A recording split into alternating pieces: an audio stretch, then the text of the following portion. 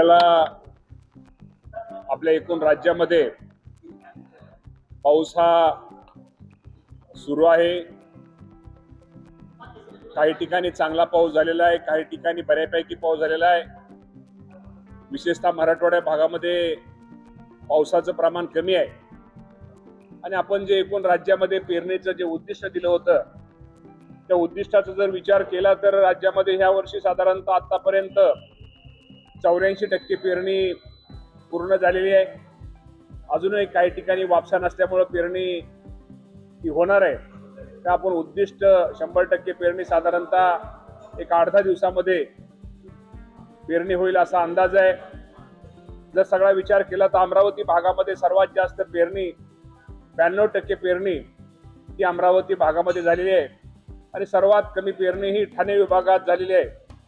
तर निश्चित प्रकारे आपण पावसाचं एकंदर परिस्थिती पाहून अंदाज बघून शेतकरी पेरणी करतायत।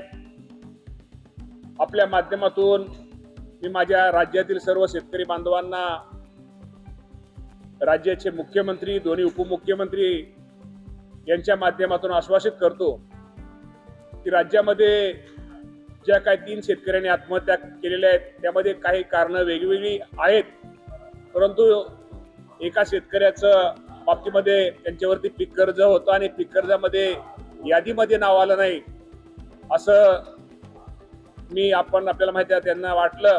परंतु अजूनही राज्य सरकारच्या याद्या, कर्जमाफीच्या याद्या ह्या प्रसिद्ध होत आहेत। पहिली आणि दुसरी यादी ही प्रसिद्ध झालेली आहे। साधारणतः दुसऱ्या यादीमध्ये, पहिल्या यादीमध्ये 533 आणि दुसऱ्या यादीमध्ये 16,95,533 शेतकऱ्यांची यादी ही शासनाच्या वतीने कर्जमाफीची जाहीर केलेली आहे। अजूनही जसजसे याद्या कागदपत्र शेतकऱ्यांची पूर्ण होतील त्याप्रमाणे याद्या लागतील। मला शेतकरी बांधवांना एकच आपल्या माध्यमातून सांगायचंय की निश्चित प्रकारे आपले जे शेतकरी या कर्जमाफीच्या अटीमध्ये बसतील, साधारणतः आज 16 लाख म्हणजे 17 लाख अजून 56 लाख शेतकऱ्यांना आपल्याला या संपूर्ण कर्जमाफीचा लाभ आपल्या राज्य सरकारच्या वतीने देण्यात येणार आहे।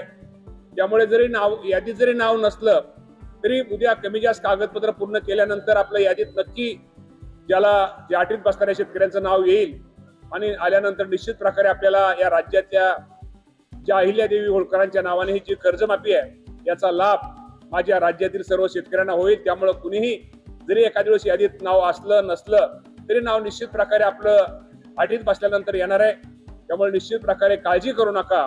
आपण नाव यादीची वाट पहा। याद्या जसजसे याद्या अद्ययावत होतील, जसे याद्यात पूर्तता होतील त्याप्रमाणे याद्या प्रसिद्ध होतील आणि माझ्या या राज्यातील 56 लाखापेक्षा जास्त शेतकऱ्यांना या कर्जमाफीचा लाभ मिळणार आहे आणि साधारणतः 40,000 कोटी रक्कम, एवढी रक्कम यासाठी राज्य शासनाच्या वतीनं दिली जाणार आहे। नाही, असा हा निकष नाही। 2 लाखापर्यंत जर थकबाकी असली तर थकबाकीची 2 लाखाच्या आतली संपूर्ण थकबाकीची रक्कम त्या बाबतीमध्ये ती माफ केली जाणार आहे।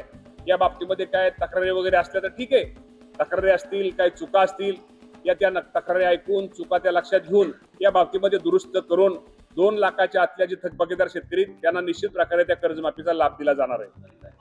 नाही, या बाबतीमध्ये मी आपल्याला एवढंच सांगेल की कर्जमाफीच्या बाबतीमध्ये या अगोदर पण कर्जमाफी झालेली आहेत, पण पूर्वीच्या निकषापेक्षा उलटा ह्या वर्षीची जी कर्जमाफी शेतकऱ्यांच्या दृष्टिकोनातून अत्यंत सुटसुटीत आहे आणि या बाबतीमध्ये निश्चित प्रकारे शेतकऱ्यांनी थोडं थांबावं, वाट पाहावी।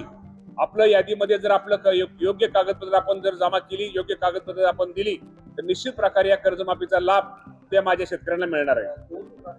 पवार साहेब हे देशाचे नेते आहेत आणि पवार साहेबांचं मार्गदर्शन कुणीही आम्ही कधीही केव्हाही राष्ट्रवादी पक्षाचा कार्यकर्ता तर घेऊ शकतो, पण या देशातला कुठल्याही पक्षाचा नेता, कार्यकर्ता या आदरणीय पवार साहेबांचं मार्गदर्शन घेत असतो। त्यामुळं पवार साहेबांना भेटणं, पवार साहेबांची भेट घेणं, पवार साहेबांचा आशीर्वाद घेणं यात मला कुठेही चुकीचं वाटत नाही।